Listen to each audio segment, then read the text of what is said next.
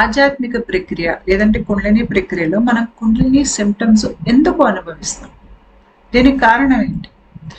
ఆధ్యాత్మిక ప్రక్రియ ఎలా మొదలవుతుంది అంటే మనకి గురువుల నుంచి శక్తిపాతము, లేదంటే సూక్ష్మ గురువుల నుంచి మనకి శక్తిపాతము, లేదంటే భగవంతుడి నుంచి మనకి ఏదో రకంగా దీక్ష శక్తిపాతం లభించడం మూలంగా మనకి ఆధ్యాత్మిక ప్రక్రియ మొదలవుతుంది. అంటే ఇక్కడ మొదలు మనకి ఒక పదార్థం, ఆ పదార్థం ఏంటి? శక్తిపాతం. ఆ పదార్థం అనేది మనకి భూమి మీద లభించదు, అది పైన విశ్వం నుంచి వచ్చేటువంటి పదార్థం. ఇది మన మీదకి వెలుతురు రూపంలోనో, లేదంటే ఒక విద్యుత్ శక్తి మన మీద జారి పడుతున్నట్టుగా మనకు అనిపించవచ్చు.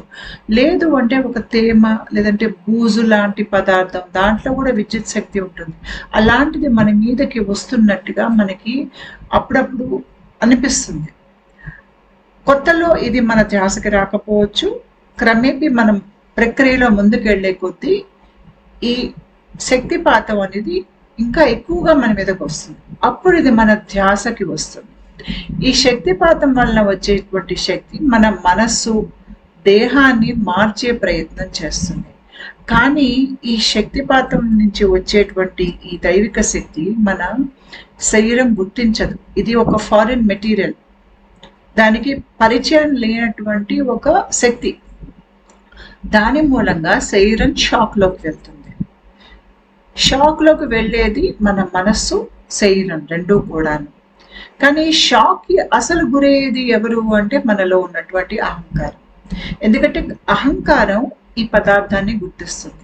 అహంకారానికి తెలుసు ఈ శక్తిపాతం ఎంతగా ఈ దేహం మీదకి దిగితే అంతగా ఈ దేహం నా పట్టులోంచి వెళ్ళిపోతుంది. అంటే నేను క్రమేపీ ఈ మనిషిలో నా పట్టు అనేది తగ్గిపోతుందన్న విషయం అహంకారానికి తెలుసు. కాబట్టి అహంకారం అనేది లోపల ఒక విరుద్ధ స్థితిని మన దేహంలో సృష్టించే ప్రయత్నం చేస్తుంది. అహంకారం అంటేనే సంకోచ స్థితి. కానీ ఈ శక్తిపాతం వల్ల మనం ఆధ్యాత్మికంగా ఎదిగి మనం ఒక జీవుడి స్థాయి నుంచి, అంటే జనన మరణ చక్రాల్లో చిక్కుకున్నటువంటి ఒక జీవుడి స్థాయి నుంచి ఒక విశ్వాత్మగా మారాలి అంటే మనలో ఉన్నటువంటి ఈ సంకోచం అనేది పూర్తిగా పోవాలి. పోయి మనం అన్ని రకాలుగా మనం వ్యాకోచం అంటే ఎక్స్పాన్సివ్ స్టేట్లోకి వెళ్ళాలి. ఆ ఎక్స్పాన్సివ్ స్టేట్లోకి వెళ్ళినప్పుడు మనం విశ్వాత్మగా మారుతాం. ఆ ఎక్స్పాన్సివ్ స్టేట్లోకి వెళ్ళటానికి మన లోపల ఏదైతే అడ్డంకులు ఉంటాయో, అవరోధాలు ఉంటాయో, మన లోపలే మనకి రెసిస్టెన్స్ అనేది ఉంటుంది. ఈ రెసిస్టెన్స్ చాలా మటుకు అహంకారం నుంచి వస్తుంది.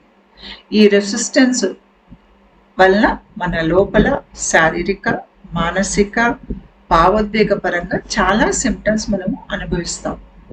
కొత్తలో మన లోపల ఈ ప్రక్రియ జరిగినప్పుడు మనకి ఇది జరుగుతోందన్న సంగతి మనకి తెలియకపోవచ్చు. కానీ క్రమేపీ మనం ముందుకెళ్లే కొద్దీ మనకి ఈ ప్రక్రియ మీద మనకి అవగాహన పెరుగుతుంది. మనకి బయట సమాచారం ఈ ప్రక్రియ మీద ఇప్పుడు చాలా ఉంది. ఎప్పుడైతే మీకు ఈ లక్షణాలు బట్టి మీ లోపల, అంటే కుండలిని సిమ్టమ్స్ లక్షణాలు బట్టి మీ లోపల ప్రక్రియ అవుతోందన్న విషయం మీకు అర్థమవుతోందో, మిమ్మల్ని మీరు ఈ ప్రక్రియకి వీలైనంత వరకు అనుకూలంగా మార్చుకుంటే, అంటే మానసికంగా మిమ్మల్ని మీరు ఈ ప్రక్రియ ముందుకు వెళ్ళేటట్టుగా మిమ్మల్ని మీరు మార్చుకుంటే చాలా త్వరితగతిలో మనం ఆధ్యాత్మికంగా మన స్పందనని పెంచుకోగలుగుతాం. అయితే ఈ ప్రాణశక్తి మన మీద దిగటం అనేది చాలా సార్లు జరుగుతుంది. అది దిగినప్పుడల్లా మన మనస్సు, శరీరం రెండు స్పందిస్తాయి. ఆ స్పందనే కుండలిని సిమ్టమ్స్. ఈ కుండలిని సిమ్టమ్స్ అనేవి మీరు ఆధ్యాత్మిక ప్రక్రియలో ఏ స్థాయిలో ఉన్నారనే దాన్ని బట్టి ఇవి మారిపోతూ ఉంటాయి. పైగా ఈ కుండలిని సిమ్టమ్స్ అనేవి తాత్కాలికం, కొన్ని నెలలో, కొన్ని సంవత్సరాలు ఉండి వెళ్ళిపోతాయి. ఎందుకంటే శరీరం లోపల అహంకారానికి ఉన్నటువంటి సంకోచం, అడ్డు, అది ఇవన్నీ కూడా మీకు సిమ్టమ్స్ లాగా వస్తాయి. కానీ ఇవన్నీ మన ఆధ్యాత్మికంగా ఎదగటానికి చాలా అవసరమైనటువంటి విషయాలు. ఈ ప్రక్రియ మనకి అహంకారం నుంచి చాలా మటుకు విడుదల అనేది ఇస్తుంది. అహంకారం తొలగిపోతున్నప్పుడు అదంత తేలిగ్గా వెళ్ళదు. అది వెళ్లకుండా మొరాయించి మన దేహంలో చాలా రకరకాల సిమ్టమ్స్ అనేవి తీసుకొచ్చి అది క్రమేపీ సన్నగిల్లుతుంది.